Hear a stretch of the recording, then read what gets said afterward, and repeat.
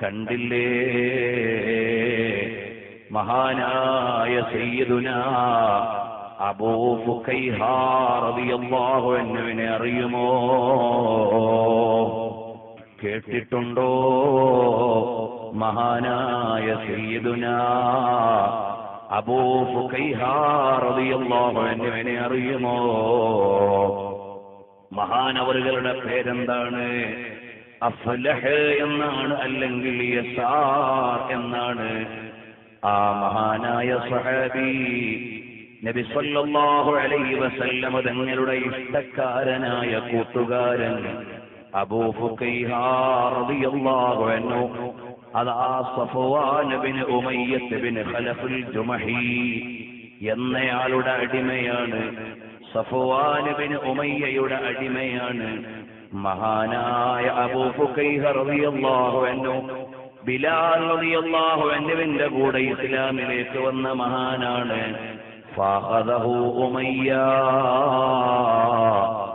ഉമയ്യത്ത് എന്ന് പറയുന്ന ആൾ അബൂ ഫുഖൈഹ റളിയല്ലാഹു അൻഹുവിനെ പിടിച്ചു.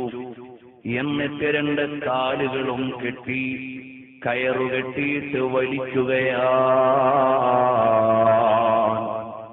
ചുട്ടുപൊള്ളുന്ന മരുഭൂമിയിൽ തീതുപ്പുന്ന സൂര്യന് കീഴെ തിളച്ചു മറിയുന്ന മണൽപ്പരപ്പിലിട്ട് കെട്ടി വലിക്കുമ്പോൾ അതാ ഒരു ഇഴജന്തു മഹാനവറുകളുടെ അടുക്കലേക്ക് വരുന്നു.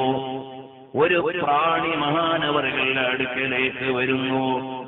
ഉടനെ കളിയാക്കിയിട്ട് ചോദിക്കുകയാണ്, അലൈസ ഹാദാ റബ്ബുക യാ അബാ ഫുഖൈഹ,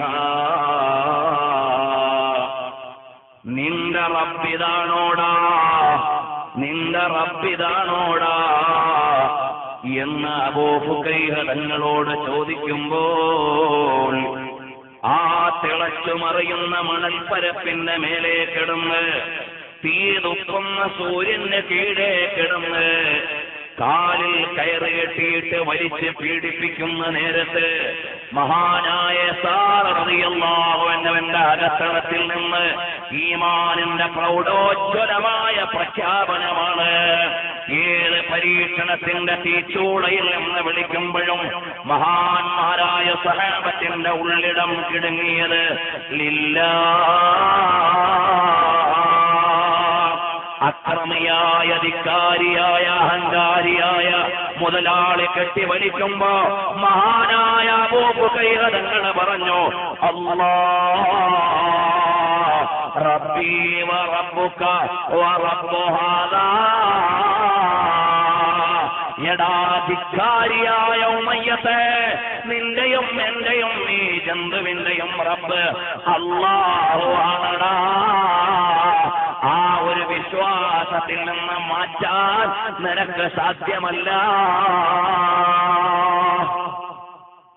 മഹാനവറുകളെ വീണ്ടും കെട്ടുവലിഞ്ഞു മുറുക്കിയിട്ട് മഹാനവറുകളെ വലിക്കുമ്പോ അതാ ഉമയ്യ ബിൻ ഖലഫ് വന്നുകൊണ്ട് പറയുകയാണ്, ഉമയ്യത്തിന്റെ സഹോദരനാണ് ഉമയ്യ ബിൻ ഖലഫ് വന്നുകൊണ്ട് പറയുകയാണ്, ഇനിയും ഇവനെ മർദ്ദിക്കണം, ഇനിയും ഇവനെ മർദ്ദിക്കണം. ആ മുഹമ്മദ് വന്ന് സഹായിക്കട്ടെ. സല്ലല്ലാഹു അലൈഹി വസല്ലം തങ്ങളെ കുറിച്ച് പറയുകയാണ്. അബൂ ഫുഖൈഹ തങ്ങളുടെ ഖൽബ് വേദനിക്കുകയാണ്. അല്ലാഹ്, ഞങ്ങളുടെ ഹൃദയത്തിന്റെ അടിത്തട്ടിൽ അനുരാഗത്തിന്റെ ചക്രവാളത്തിലെ ഇഷ്ടതാരകമായ പൊന്ന മുസ്തഫ സല്ലല്ലാഹു അലൈഹി വസല്ലം തങ്ങളെയാണല്ലോ പറയുന്നത്. ആ മരുഭൂമിയിലെ മണൽപ്പരപ്പിൽ വലിച്ചഴയ്ക്കുമ്പോഴും മഹാനായ അബൂ ഫുഖൈഹ തങ്ങളുടെ മനസ്സിൽ നിന്ന് മഹബ്ബത്തിനെ മാറ്റാൻ കഴിഞ്ഞില്ല, ഈമാനിനെ മാറ്റാൻ കഴിഞ്ഞില്ല. അല്ലാഹു നമുക്ക് മുഴുവനും തഖ്വ നൽകട്ടെ. ഈമാനോടെ ജീവിച്ച് ഈമാനോടെ മരിക്കുന്ന നല്ലവരിൽ പെടുത്തണേ റഹ്മാനേ.